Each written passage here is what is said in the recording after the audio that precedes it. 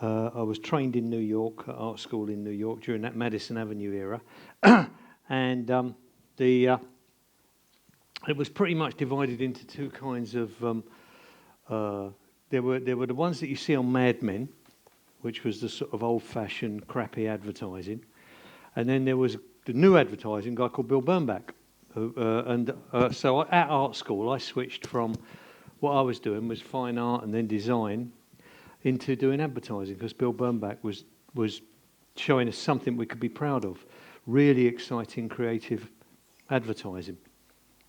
Unlike that old patronising crap that they did on Mad Men.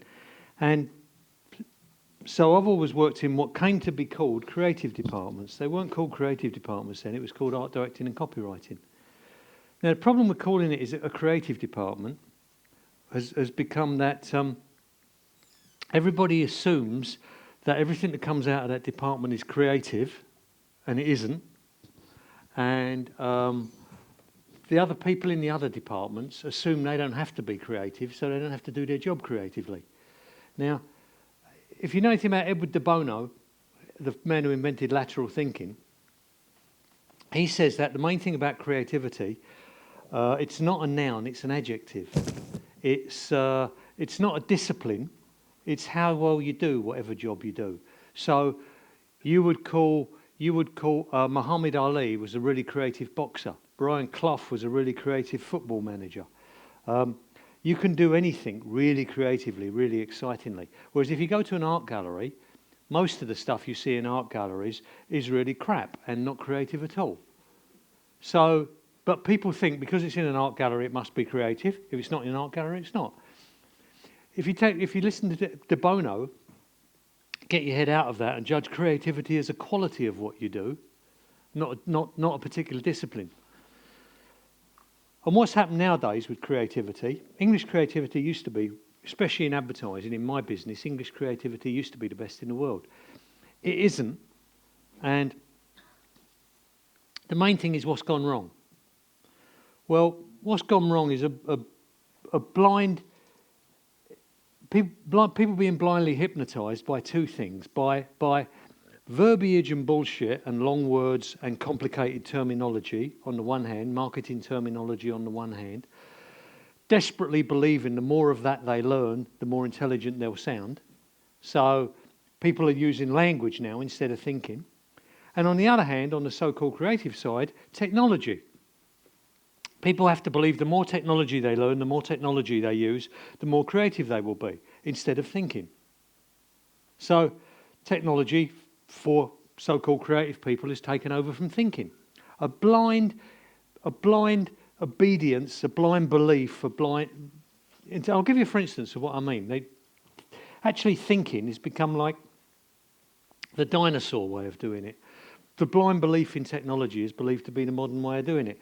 I was reading in a New Zealand newspaper a while back, November 5th last year. This couple had just bought a Mazda keyless car. And this Mazda keyless car is the most technologically advanced car on the planet. You don't even have a key for it. Everything happens on a card. And if you've got this card does everything. It lets you in the car, out of the car. It sets the GPS, the climate control, the seats. It adjusts everything on this card. It parks itself all on this card. So the husband and wife go out and they get in their new Mazda car on November the 5th. And the husband says, he goes to start the car and he says, I can't start it. I left the card on the kitchen table. I'll just go and get it. And the wife says, well, how are you going to get it? You can't get out of the car without the card. And he says, Christ, you're right, I hadn't thought of that. He says, have a look and see if there's a manual in there to tell us what to do. And they look and there's no manual.